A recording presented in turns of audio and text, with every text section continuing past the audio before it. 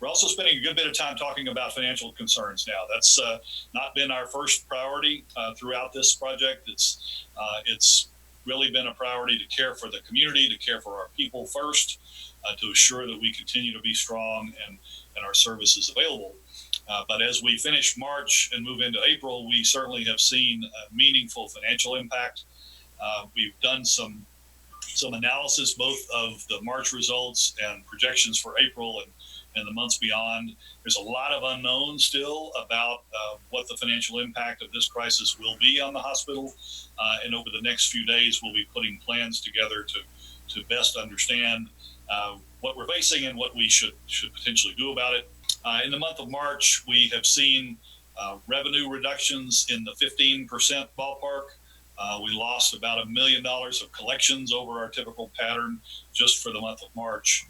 So we do have challenging times ahead, and we are actively working to determine what we want to do about those challenges in the days ahead. Probably the most important thing that we know right now is that we have Medicare payment acceleration coming, 6 months worth of Medicare payments that will be made in advance that will have to be paid back in the long term, but will certainly help with cash flow needs.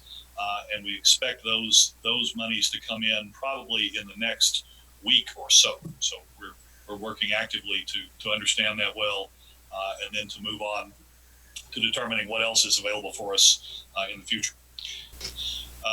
The question is about our plans for restarting elective procedures. And I can tell you that as of today, those are unknown. We are still in the national stand down or shelter in place period. We're going to continue that through the end of April. We are beginning to think about what the reactivation of elective procedures looks like. We certainly know we have a backlog of procedures to be done. We can't do them all at once. But in all likelihood, that's not going to be actively considered before the end of this month.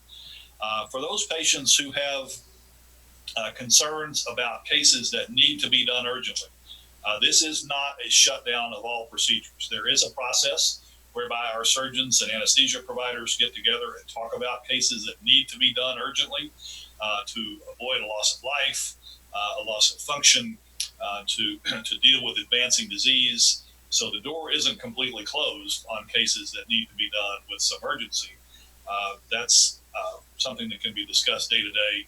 I would encourage anyone who has a concern about a procedure they're waiting on, like a biopsy, like a surgical procedure to remove a mass, you should be talking to your surgeon about what the options are for moving ahead with those procedures. Those are not necessarily deferred indefinitely, depending on the needs of the patient, the opinion of the surgeon, and the anesthesia provider. So I would encourage you to talk about that with your surgeon.